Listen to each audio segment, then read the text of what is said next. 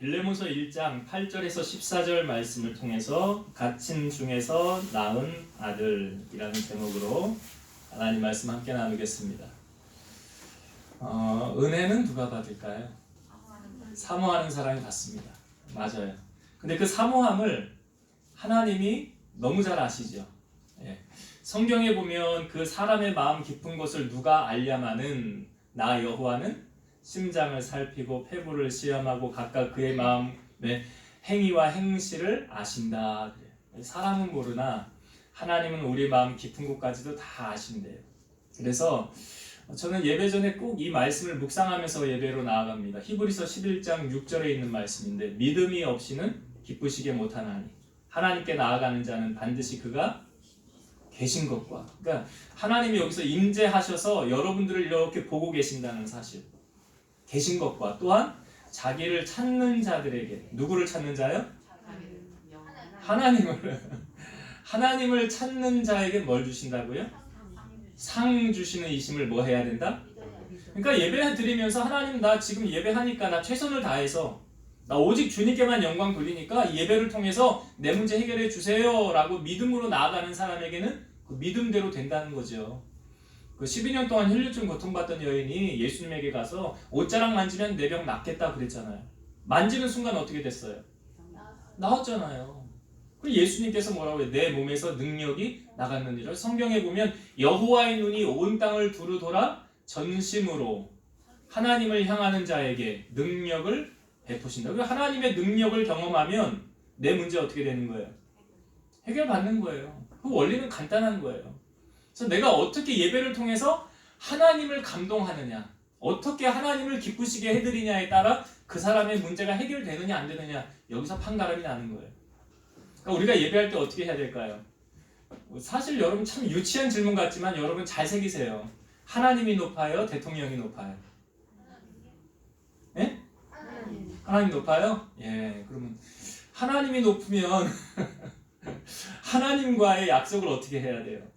나 대통령하고 약속이 있으면 약속 시간 전에 나가요? 후에 나가요? 전에요. 예, 그래요. 하나님이 높죠? 네. 그러면 어떻게 우리가 하나님 앞에 나아가야 되느냐? 마음의 자세가 중요한 거예요. 제가 오늘 빌레몬서 말씀을 여러분들과 함께 나누길 원하는데요. 사도 바울이 복음을 전하기 위해서 로마로 가게 됩니다. 우리가 지금 사도행전 계속 나누고 있죠. 사도행전에 보면 바울이 로마에 이제 도착을 하게 된 배경, 그 말씀을 아마 이번 주에 나누게 될 것 같아요. 멜리데 섬에서 바울이 독사에 물렸는데 죽지 않았더라. 죽어야 되는 사람이 안 죽었어요. 그 이유에 대해서 이제 우리가 말씀을 나누었죠. 그리고 그 마을의 가장 높은 사람의 아버지 기도해서 하나님 다 낫게 하시고 바울을 통해서, 그리고 이제 아마 이번 주에 바울이 로마에 들어가는 거, 입성하는 과정을 이제 함께 은혜를 나누게 될 텐데요. 그러니까 바울이 지금 로마에 들어갈 때 어떤 신분으로 로마로 갑니까? 죄수의 신분으로 로마에 가게 되는 거예요. 재판을 받으러 가는 거예요. 가이사 앞에. 그래서 바울이 죄수의 신분으로 61년도 봄에 그가 도착을 하게 됩니다. 그래서 63년까지 감금되어 있어요. 그러니까 어떤 감옥 같지만 사실은 어떤 자기 집에서, 어떤 집에서 감금 생활을 하는 거예요. 그 경호원을 붙여가지고. 그래서 바울이 그 한 2년 동안 감금되어 있으면서 거기서 편지 4편을 씁니다. 이거를 옥중서신이라고 그래요. 그래서 에베소서, 빌립보서, 골로새서, 그리고 오늘 우리가 보는 빌레몬서, 이 4권을 옥중서신이라고 그래요. 그럼 우리가 에베소서는 에베소 교회를 향하여 쓴 바울의 편지고, 빌립보서도 빌립보 교회를 향한 편지, 골로새서도 골로새 교회를 향한 편지. 그럼 빌레몬서는 교회의 이름이 아니죠. 빌레몬이라는 것은 사람의 이름이에요. 그러니까 빌레몬이라는 사람에게 바울이 쓴 편지를 전달한 내용이 무엇입니까? 빌레몬서예요. 그러니까 옥중에서 빌레몬이라는 사람에게 왜 바울이 편지를 썼을까? 그 내용은 무엇일까? 우리가 그것을 살펴보고 함께 은혜를 나누고자 합니다. 그러면 이 빌레몬이라는 사람 어디를 배경으로 하고 있냐면 골로새 교회를 배경으로 하고 있어요. 그러니까 옥중서신 가운데 에베소서, 빌립보서, 골로새서, 빌레몬서. 그러니까 골로새서를 배경으로 이 빌레몬서를 썼다. 왜냐하면 이 골로새 교회가 어떻게 세워졌냐면 사도 바울이 3차 전도 여행 기간에 에베소라는 지역에서 복음을 전하게 됩니다. 그때 그 두란노 서원이라는 곳에서 만 2년 동안 복음을 계속 사도 바울이 전했잖아요. 근데 이때 복음을 전할 때에 와서 복음을 들은 사람 중에 에바브라라는 사람이 복음을 들었어요. 그 에바브라라는 사람이 복음을 듣고 자기 지역에 가서 교회를 세우게 됩니다. 이 사람이 어느 지역으로 가냐면 골로새라는 지역으로 가서 거기에 교회를 세우게 돼요. 이 교회가 무슨 교회일까요? 골로새 교회예요. 그러니까 사도 바울의 3차 전도 여행 기간 에베소에서 복음을 듣고 그 복음을 듣고 자기 지역에 가서 교회를 세웠는데 에바브라를 통해서 교회를 세워졌는데 그 교회가 무슨 교회라고요? 골로새 교회예요. 근데 이 골로새 교회가 어떻게 이제 에바브라라는 사람을 통해서 세워지긴 맞아요. 그러면 이 세워진 장소는 어딜까? 골로새 교회가 세워진 장소는 어딜까? 자, 오늘 그것을 본문에서 우리에게 알려주고 있는데요. 자, 빌레몬서 1장 1절부터 3절 서두에 있는 주로 인사의 내용이죠. 편지를 처음 했을 때 서두에 있는 내용을 제가 다시 보도록 하겠습니다. 1절부터 3절을 읽어볼게요. 그리스도 예수를 위하여 갇힌 자 된 바울과 및 형제 디모데는 우리의 사랑을 받는 자요 동력자인 빌레몬과 또 자매 아비아와 빌레몬과 아비아는 부부입니다. 우리와 함께 병사된 아키뽀는 빌레몬의 아들이에요. 근데 그 다음 보세요. 아키뽀와 내 집에 있는 교회에 편지하노니. 어디에 있는 교회요? 내 집에 있는 교회. 누구의 집이요? 누구의 집? 빌레몬의 집. 빌레몬의 집. 그러니까 지금 골로새 교회가 어떻게 해서 세워진 걸로 우리에게 보여줍니까? 그러니까 지금 복음을 듣고 와서 에바브라라는 사람이 사도 바울의 복음을 듣고 골로새에 왔어요. 그래서 골로새에 와서 교회를 세웠는데 그 교회가 세워진 장소가 어디라고요? 빌레몬의 집이에요. 빌레몬의 집에 교회가 세워진 거예요. 그렇다고 한다면 여러분, 이 빌레몬이라는 사람이 하나님의 나라를 위해서 자기의 집을 교회로 사용하도록 지금 내놓았다라는 거예요. 여러분, 교회는요, 누군가의 헌신이 없이는 세워지지 않습니다. 누군가의 헌신으로 세워지는 것이 바로 교회예요. 원주에 한 400여 교회가 있는데 그 교회들 이렇게 보면 되게 교회가 어떻게 해서 세워지고 이렇게 성장해 가는가 보면 누군가의 헌신이에요. 원주의 어떤 큰 교회도 어느 분이 땅을 기증해서 그 땅 위에 그냥 교회 세운 거예요. 어떤 분은 자기 건물을 내놓았어요. 교회로 쓰라고. 그래서 교회가 세워지는 거예요. 헌신이 없이 교회가 세워지지 않습니다. 여러분, 우리가 은혜 받고 나면 이런 마음들 생기지 않아요? 하나님, 나를 하나님께 드리겠습니다. 내가 하나님 앞에 드려지길 원합니다. 이게 은혜 받은 사람의 특징이에요.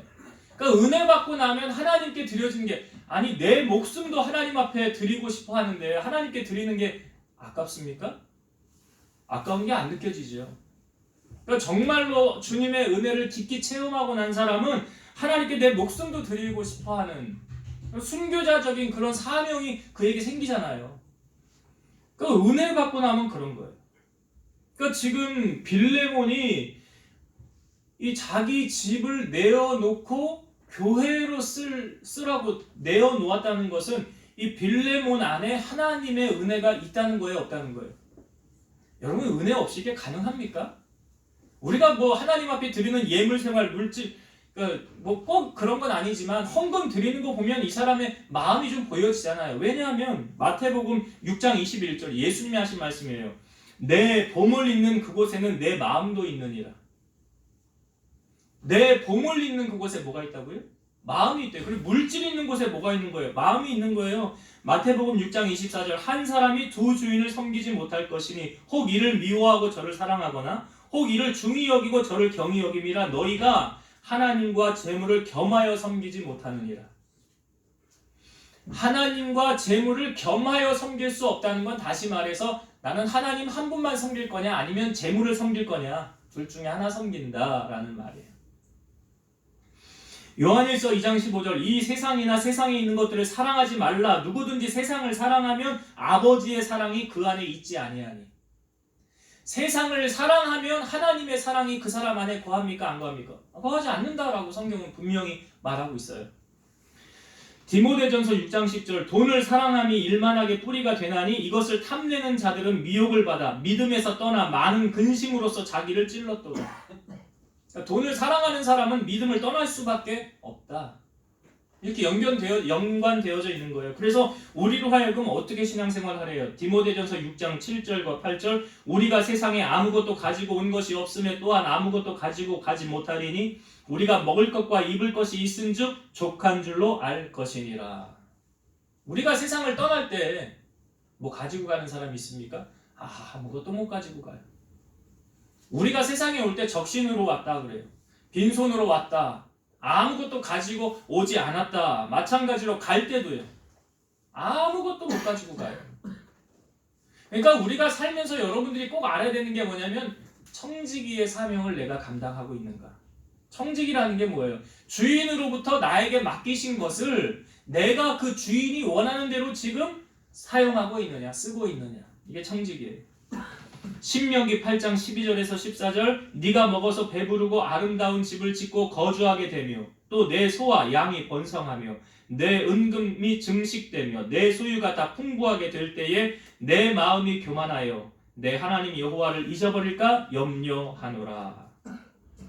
그러니까 하나님이 우리에게 복을 주실 때 가장 염려하는 부분이 이거예요. 너 힘들어서 나에게 기도해서 복 달라고 내가 복을 주었는데 그 다음에 너 어떻게 했니? 너 은금이 증식되고 소유가 풍부하고 통장에 돈 많아지고 이제 부족한 거 어려운 거 하나도 없고 너 자녀도 잘 되고 사업도 잘 되고 모든 사람들이 다 너 인정하고 그렇게 사는데 너 이제 나를 찾을 이유가 없다고 세상으로 갔니? 이 하나님의 우리에게 복을 주길 원하면서 가장 염려되는 부분이 바로 이 신명기의 말씀이에요. 네가 교만하여 내 하나님 여호와를 잊어버릴까? 뭐한대? 염려하노라. 하나님이 염려한대요. 복을 주시면서 하나님이 염려하면 되겠어요? 안 되겠어요? 그런데 여러분, 그런데 꼭 그런 사람만 있는 거는 아니다. 그러니까 하나님께서 우리에게 주신 복을 누리면서도 하나님을 잘 섬기는 사람 있습니까? 없습니까? 있지요. 어떤 오늘 빌레몬과 같은 사람이에요. 빌레몬이 자기 집을 교회로 내어놓았다라는 것만 보아도 이 사람의 재산을 어느 정도 우리가 알 수 있어요. 재력가. 교회로 자기 집을 쓰려면 교회가 어느 정도 방 한 칸짜리를 교회로 쓰라고 내놓는 사람은 없잖아요. 어느 정도 수준의 집을 살고 있는지 대충 이해가 되잖아요. 뿐만 아니라 그 당시에는 노예제도가 있었죠. 노예제도를 허락했어요. 그러니까 빌레몬의 집에는 노예들도 있었어요. 사람을 부리는 거.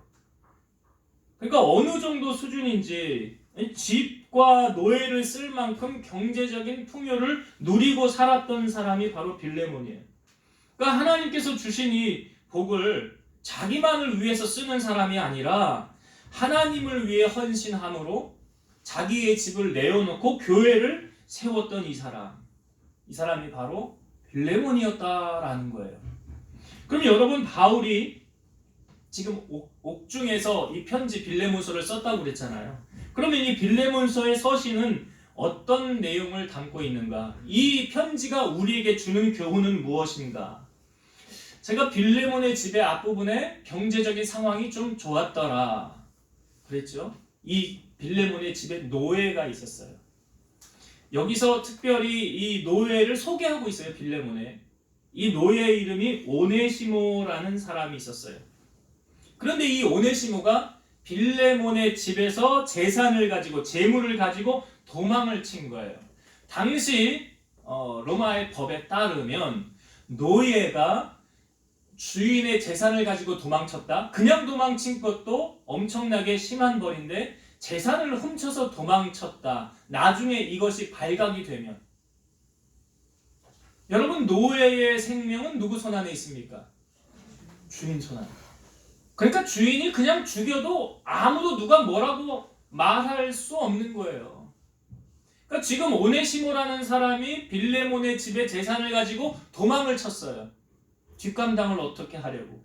당시에 노예로 이제 딱 뽑히게 되면 이 사람 노예의 시그니처 같은 걸 이마에 직인을 찍거나 손에, 손목에 여기다가 이니셜 같은 거를 해놔요. 왜 해놓겠습니까? 너 도망가지 마. 너 내 거야. 우리가 왜 돼지나 소 같은 거에 이런 걸 표시하는 것처럼 사람의 몸에 그런 걸 했다고요. 넌 노예야 라는 걸.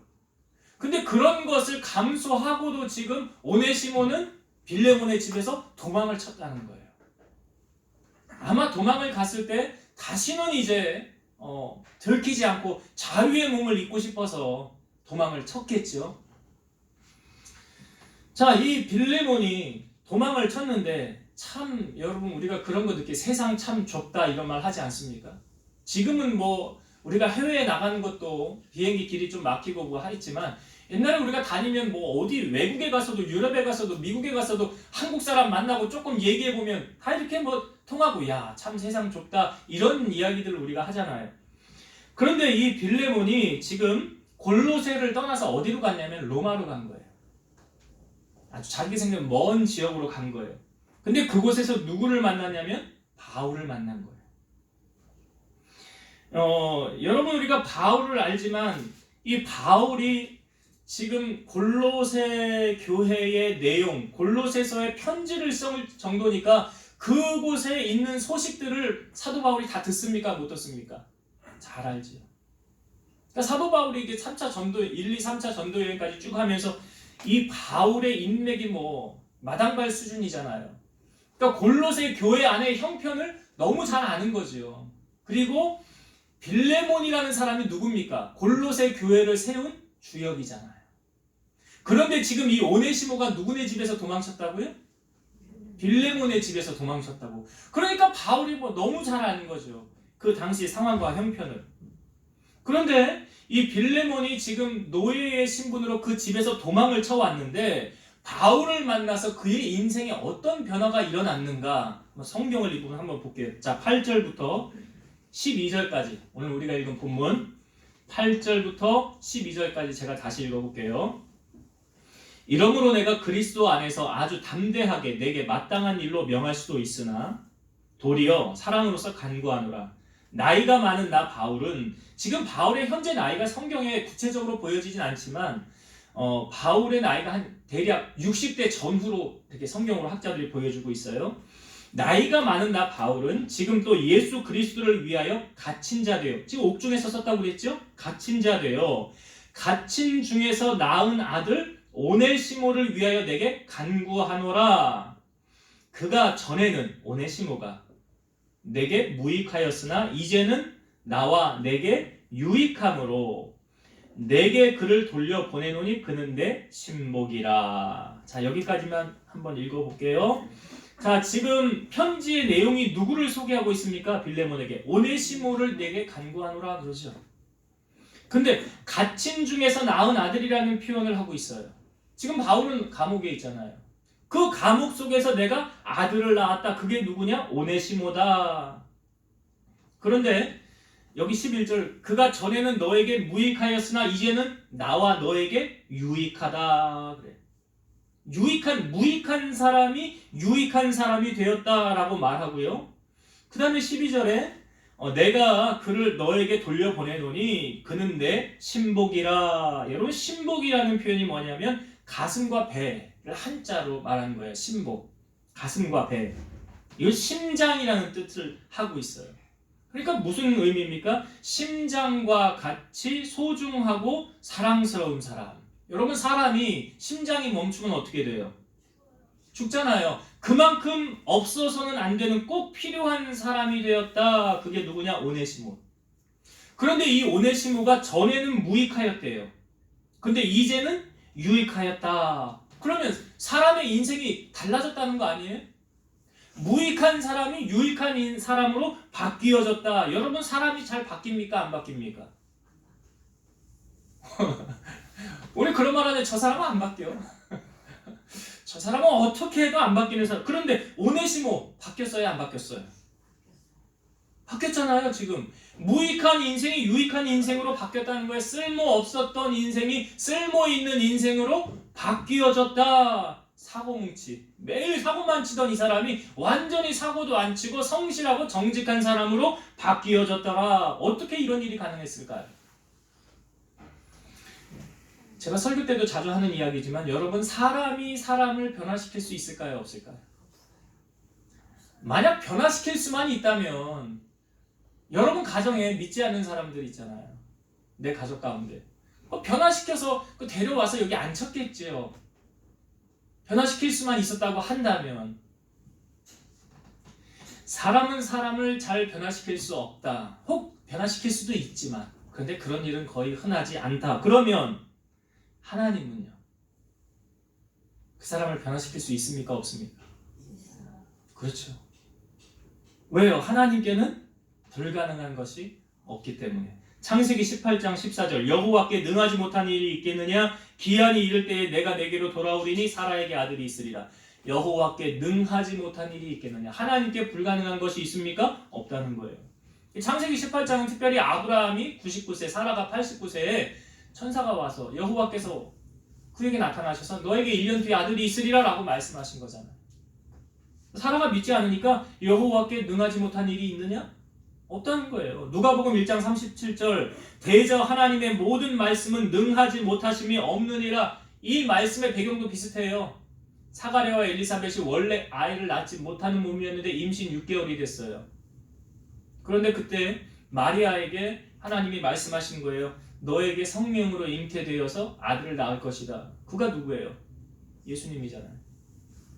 못 믿으니까 여호와께 능하지 못하심이 없느니라. 여러분, 본문에 편지를 쓰고 있는 사람이 지금 누굽니까? 사도 바울이죠. 바울도 비슷한 경험 하지 않았습니까?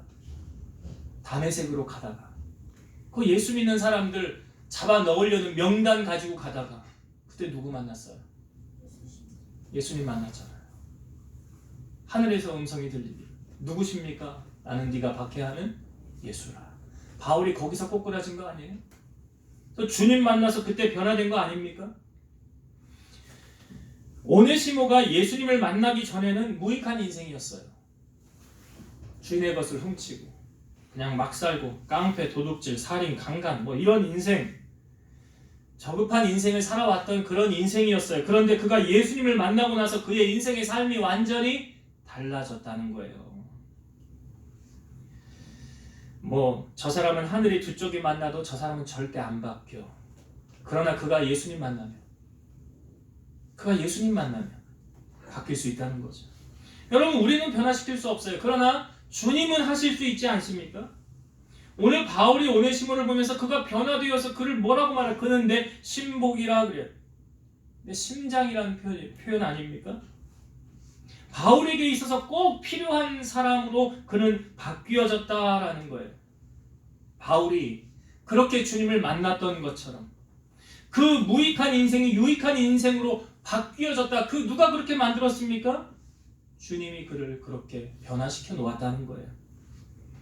여러분, 우리가 가장 힘써야 할 것은 무엇입니까? 예수님 만나는 거 아니에요?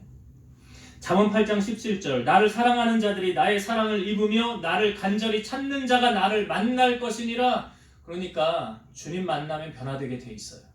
문제는 신앙생활을 10년, 20년, 30년 연수가 많음에도 불구하고 변화되지 않았다? 왜 그래요? 진정으로 주님을 못 만난 거죠. 주님을 만나면 변화되게 돼 있어요. 바울처럼, 오네시모처럼 무익한 인생이 유익한 인생으로, 모든 사람에게 인정과 존경을 받는 인생으로 바뀌게 되어져 있어요.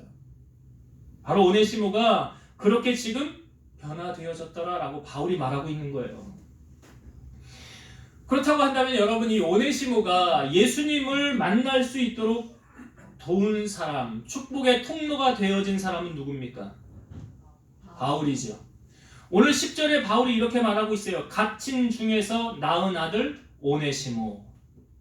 갇힌 중에서 낳은 아들 오네시모. 여러분 이 말씀을 잘 생각해 보세요. 바울에게는 지금 자유가 있습니까? 없습니까?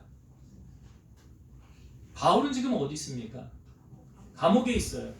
그럼 마음대로 밖에 나와서 돌아다닐 수 있어요? 없어요? 밖에 출입이 불가능합니다. 아니 이게 왜 중요하냐면 여러분 바울을 만나려면 어떻게 해야 돼요? 바울이 있는 곳으로 가야 돼요. 그러니까 접견을 할 수 있도록 허락은 해준 거예요. 그러니까 바울을 만나려면 바울이 있는 곳으로 가야 됩니다. 다시 말씀드리면 바울이 밖에 나와서 사람들을 만나고 돌아다닐 수 없는 거예요. 그러면 바울이 오네시모를 만나기 위해서 밖으로 나갈 수 없다는 말은 다시 말해서 오네시모가 바울을 만나러 글로 찾아가야 된다는 거죠. 그러면 오네시모는 바울을 만나고 싶을 때 언제든지 만날 수 있어요. 그러나 바울이 오네시모를 만나고 싶다고 언제든지 만날 수 있습니까? 없습니까? 없죠. 이걸 우리가 잘 생각을 해야 돼요. 제가 무엇을 말씀드리고 싶은 거냐면 만약에 바울이 오네시모에게 막 대했다면 그런 일 없지만 바울이 오네시모에게 인간같이 대접하지 않고 너는 쓰레기야. 야 너는 그렇게 도망치고 그렇게 다닐 수 있냐? 남의 거 훔쳐가지고 말이야. 너 그런 인생 살지마 하면서 매일 훈계나 하고 야단이나 했더라면 오네시모가 바울을 찾아왔을까요? 안 왔을까요? 안 왔죠. 안 왔죠. 그럼 뭐하러 가요? 여러분 우리가 뭐 어떤 맛집을 찾아서 이제 갔다고 해봅시다. 근데 그 식당의 맛은 좋아. 그런데 그 사장이나 종업원이 나에게 아주 불친절하게 해요. 그러면 그 식당 다시 가고 싶어요? 안 가고 싶어요? 별로 다시 가고 싶은 마음은 없을걸요? 아, 내가 그렇게 모욕을 줬는데, 나 그렇게 자존심을 건드렸는데 내가 거길 또 가나 안 가? 여러분들 식당만 그렇습니까? 뭐 미용실도 그렇고 마트도 그렇고 서비스업을 하는 모든 곳이 다 그렇지 않을까요? 여러분 오늘날 참 전도가 어렵다, 복음이 막혔다 이런 이야기들을 합니다. 전도가 잘 안 된다. 원인이 뭐라고 생각하십니까? 왜? 교회가 교회로서의 역할을 잘 감당하지 못하기 때문에? 교회가 세속적으로 타락되어졌기 때문에? 사람들이 세상 사람들이 그걸 보는 것 같습니까? 아니에요.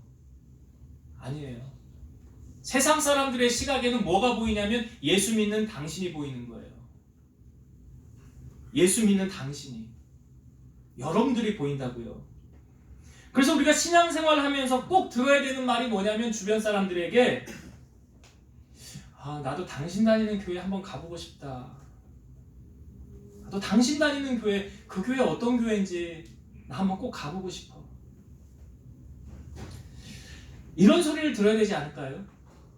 오히려 아니면 난 저 사람 다니는 교회, 나 교회가 많은데 저 사람 다니는 교회는 안 갈 거야. 그런 말은 아마 대놓고 하진 않겠지요. 속으로 하겠지요. 여러분 바울이 지금 오네시모에게 어떤 영향을 줬다고 생각하십니까? 아마도 오네시모가 바울에게 바울 당신이 만난 예수 나도 믿겠어. 나도 이제 예수 만나서 새로운 인생 살고 싶습니다. 아마 그런 영향을 오네시모가 바울에게서 받지 않았을까요? 그러니까 변화된 거잖아요. 고린도전서 11장 1절 내가 그리스도를 본받는 자가 된 것 같이 너희는 나를 본받는 자가 되라. 이게 바울이 한 말이에요. 고린도전서 4장 17절 그러므로 내가 너희에게 권하노니 너희는 나를 본받는 자가 되라. 아니 바울이 먼저는 내가 그리스도를 본받았다. 내가 예수를 본받았다. 나의 삶을 통하여 예수 그리스도가 나타났다. 그러니 너희들도 나를 본받는 자가 되라. 에베소서 5장 1절 그러므로 사랑을 받은 자녀같이 너희는 하나님을 본받는 자가 되고 빌립보서 2장 5절 너희 안에 이 마음을 품으라 곧 그리스도 예수의 마음이니. 우리가 작년에 표어로 삼았던 그 전해인가요? 그 전에 너희 안에 이 마음을 품으라. 그래서 예수님의 마음을 품는 교회라는 표현을 우리가 2년 전인가 나눴었죠. 예수님의 마음을 품으라 그랬어요. 주님의 마음을 품은 사람들, 베드로전서 4장 11절, 만일 누가 말하려면 하나님의 말씀을 하는 것 같이 하고 누가 봉사하려면 하나님이 공급하시는 힘으로 하는 것 같이 하라. 이는 범사에 예수 그리스도로 말미암아 하나님이 영광을 받으시게 하려 함이니 그에게 영광과 권능이 세세에 무궁하도록 있느니라. 아멘. 한 주간 묵상할 말씀이에요. 누가 말하려면 하나님 말씀하는 것 같이 하고 누가 봉사하려면 하나님이 공급하시는 힘으로 하는 것 같이 하라. 여러분, 신앙은요 삶으로 보여지는 거예요. 그러니까 바울의 삶이 오네시모를 주님 앞으로 이끄는 원동력이 되었을 것이다. 오늘 우리가 나누는 본문의 이 빌레몬이라는 사람, 이 빌레몬은 어떻게 살았을 것 같습니까? 오늘 우리에게 보여주고 있어요. 한번 성경을 볼까요? 빌레몬서 1장 7절의 말씀. 빌레몬서 1장 7절. 제가 읽어봅니다. 형제여, 성도들의 마음이 너로 말미암아, 여기서 너는 빌레몬이에요. 너로 말미암아 평안함을 얻었으니 내가 너의 사랑으로 많은 기쁨과 위로를 받았노라. 여기 사도 바울이 빌레몬을 인정하고 있지 않습니까? 그 골로새 교회 성도들의 마음이, 그 교인들의 마음이 너로 말미암아 평안함을 얻었나니 그러잖아. 그러니까 교회 교우들에게 인정을 지금 빌레몬이 받은 겁니까? 못 받은 겁니까? 인정받은 거잖아요. 저분을 만나면 참 내 마음이 평안해. 저분이 참 나를 위해 기도를 많이 해주시는 것 같다. 저분은 우리 교회의 보배야. 없어서는 안 되는 심장과 같은 사람이야. 이러한 소리를 빌레몬이 들었다는 거 아니에요. 고린도후서 2장 14절 15절 항상 우리를 그리스도 안에서 이기게 하시고 우리로 말미암아 각처에서 그리스도를 아는 냄새를 나타내시는 하나님께 감사하노라. 우리는 구원받은 자들에게나 망하는 자들에게나 하나님 앞에서 그리스도의 향기니. 우리가 세상 속에서 어떤 향기를 바랍니까? 여러분, 그리스도의 향기를 바라라 라고 말하고 있어요. 바라기는 여러분들이 오늘 바울이 오네시모에게 어떠한 역할을 하고 그를 변화시켰느냐. 그리스도의 향기, 축복의 통로, 복음의 씨앗이 되어서 그 값어치 없는 인생을 값진 인생으로 변화시켰던 것처럼 오늘 여러분들을 만나는 모든 사람들에게 이러한 하나님의 은혜가 증거되어지기를 주의 이름으로 축원드립니다.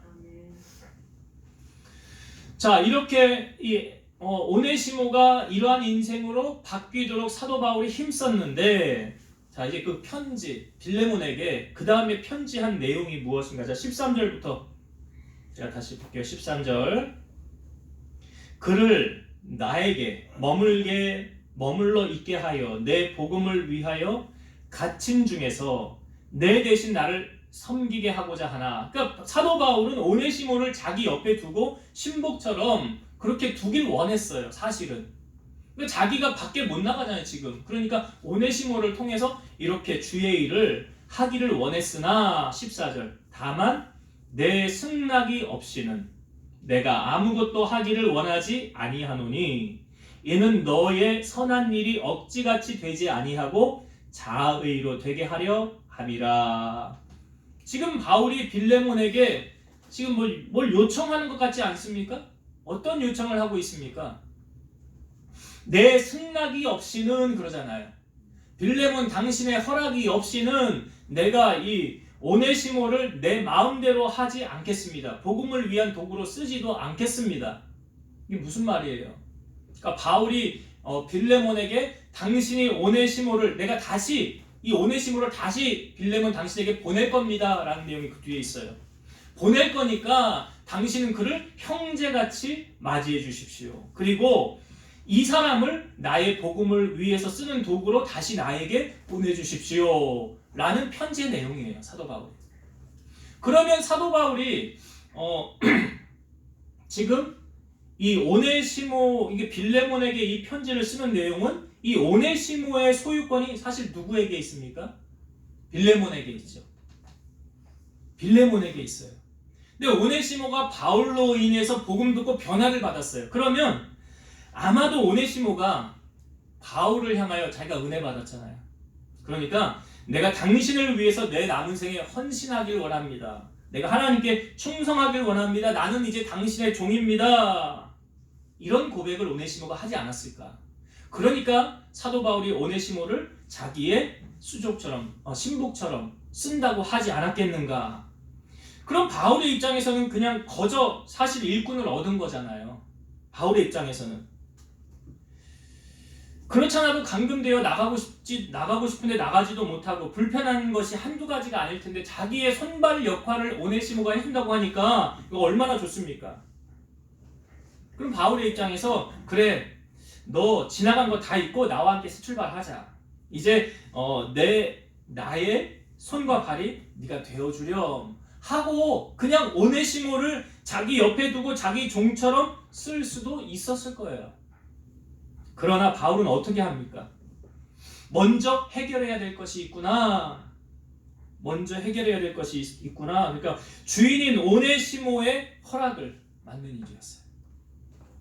빌레몬의 허락을 맞는 일이었어요. 그러니까 바울이 편지의 내용을 쓰면서 14절에 다만 내 승낙이 없이는 내가 아무것도 하기를 원하지 아니하노라.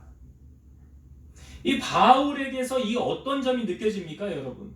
그러니까 여기는 하나님은 모든 일을 행함에 있어서 어떻게 행하냐면 질서 있게 행하시는 거예요.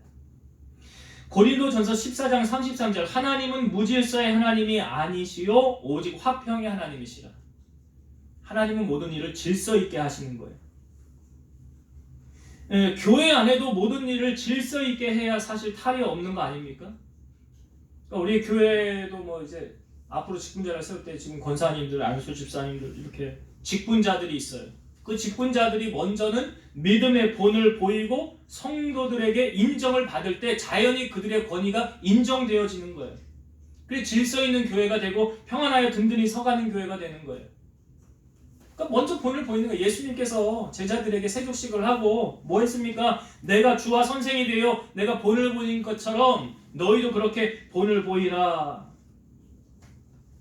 사실은 은혜를 받은 사람일수록 높은 자리에 있는 사람일수록 뭐 합니까? 더 섬길 때 값어치 있고 더 빛이 나는 거 아닙니까? 그러니까 사도 바울도 지금 빌레몬보다 사실은 내가 너보다 높아 라는 게 사실은 베이스에 깔려져 있어요. 이게 세상적인 지위가 아니라 주님 안에서 그런 마음이 사도 바울에게 있는데 난 사도잖아요. 사도 바울은 사도거든요. 빌레몬은 사실은 교회 세운 중력 주축돌의 역할을 했지만 평신도거든요. 그러니까 빌레몬에게 야 내가 그냥 알아서 결정하고 통보할게 너 그냥 이렇게 알아 라고 할 수도 있지만 그렇게 사도 바울이 하지 않았더라. 무엇을 나타냅니까? 사도 바울의 겸손함이 보여지는 거예요. 이게 빌립보서 2장 3절 아무 일에든지 다툼이나 허영으로 하지 말고 오직 겸손한 마음으로 각각 자기보다 남을 낮게 여기고 나보다 다른 사람을 더 높여주라는 그 말 아닙니까? 에베소서 4장 1절에서 3절 그러므로 주 안에서 갇힌 내가 너희를 권하노니 너희가 부르심을 받은 일에 합당하게 행하며 모든 겸손과 온유로 하고 오래 참음으로 사랑 가운데서 서로 용납하고 평안에 매는 줄로 성령의 하나 되신 것을 힘써 지키라. 하나님의 교회가 분리하고 나누는 걸 하나님은 원하지 않아요. 주님 안에서 하나 되어지는 거. 어떻게? 유기적으로 서로 융화되어지고 서로 섬김의 모습을 통해서 그리스도의 사랑이 우리 안에 드러나지기를 원한다. 바울을 통하여 지금 빌레몬에게 그거 보여주는 거예요. 내가 그렇게 내 마음대로 그렇게 할 수도 있으나 내가 그렇게 하지 않는다. 질서 있게 하나님이 보시기에 아름답게 선하게 이렇게 하기를 내가 원하기 때문에 편지를 써서 이거를 전달하는 거예요. 빌레몬. 그렇게 할 때 교회가 든든히 세워져 가는 거고요. 성령의 역사가 더불어서 성도들의 연합, 사랑으로 하나 되어질 때 교회는 부흥하게 된다라는 것입니다. 자, 이제 말씀을 정리하고 마치도록 하겠습니다. 오늘 빌레몬서 사도 바울이 옥중에서 쓴 편지입니다. 그 편지의 내용, 빌레몬에게 쓴 편지의 내용을 통하여서 먼저는 오네시모의 인생이 어떻게 바뀌어졌습니까? 무익한 인생이 유익한 인생으로 바뀌어졌다. 어떻게 이런 일이 일어날 수 있습니까? 바로 예수님을 만나면 이런 일이 일어난다. 예수님을 만나면 하나님은 능치 못하심이 없기 때문에 여러분 예수님을 만나면 우리의 최고의 모델이 누구예요? 예수님 아니에요? 우리 안에 예수님 마음 품어야 되는 거 아닙니까? 나는 마음이 온유하고 겸손하다고